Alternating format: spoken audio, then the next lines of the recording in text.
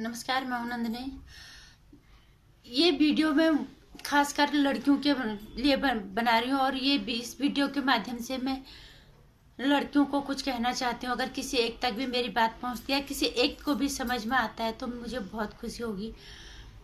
आज जिस तरह से लव जिहाद ने पांव फंसा लिया हिंदुस्तान में, इस सनातनी धरती में, जब भी लड़की के साथ कुछ गलत होता आंसू हर सनातनी के आंखों में होते हैं।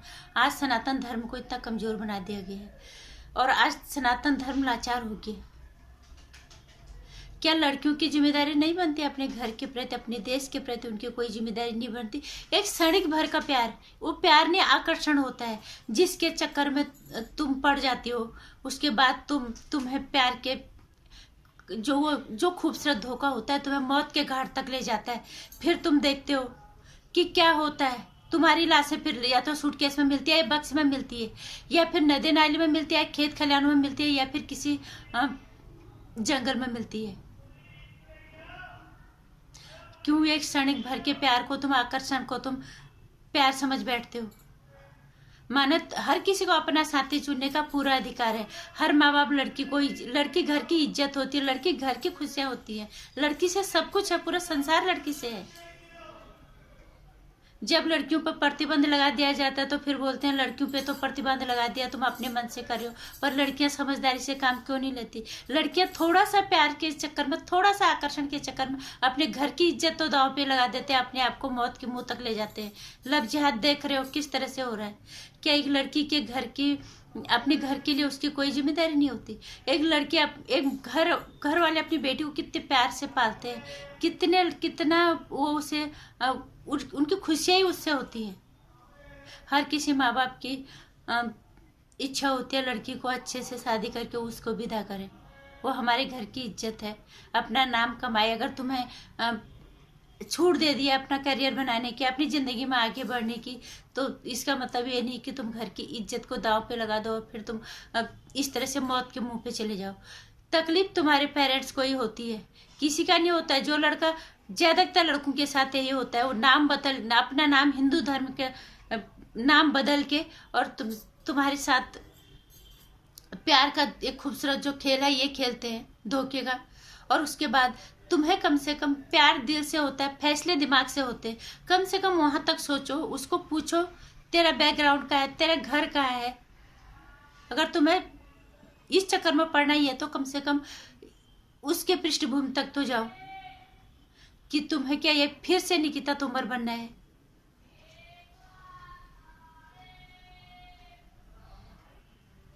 अंजाम क्या हुआ? वो चली गई दुनिया से। उसका भाई जिस तरह से रो रो के, तड़प तड़प के, बिलक बिलक के रो रहा था, किसी का भी कलेजा फट जाएगा।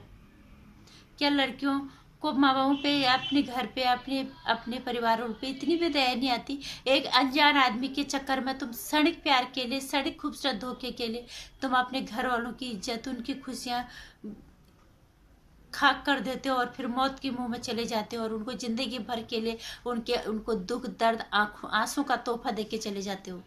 क्या एक बेटी ऐसी होती है?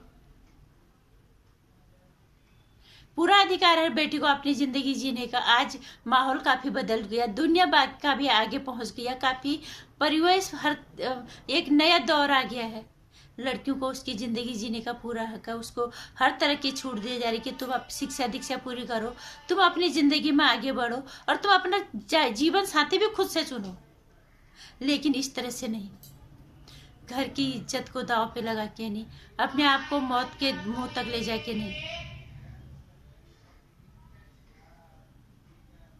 एक लड़की घर की के लिए क्या होती है, इस शब्द को अगर कोई लड़की समझेगी तो कभी वो इस तरह का काम नहीं करेगी।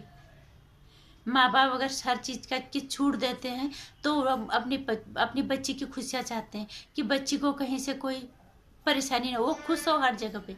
क्या लड़की की इतनी जिम्मेदारी माओ के प्रति नहीं होती कि वो अपने माओ के लिए कुछ अच्छा सोचे, अपने घर की इज्जत के लिए सोचे? आंसू का तोहफा, उसको जिंदगी भर का उनको दर्द का तोहफा देके फिर वो चले जाती है इस दुनिया से।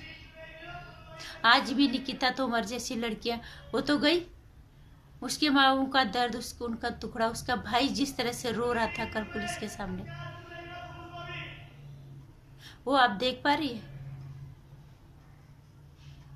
कम से कम एक घर के लिए एक बेटी की इज्जत होती है, बेटी घर की खुशियाँ होती है, खुशियों का कारण होती है, उस घर का इज्जत होती है, मान सम्मान होती है। माँ बाप जितने प्यार से उसे पालते हैं, जितने लाड़ प्यार से, जितनी उसकी खुशी का ध्यान रखते हैं, उतना ही लड़की भी अपने घर के लिए सोचती है कि मैं भी अपनी ज़िंदगी में कुछ अच्छा करके और ये अच्छे से अपने घर से विदा होकर अपने घर की इज्जत और मान मर्यादाओं का ध्यान रख के अपनी नई दुनिया बसाऊं।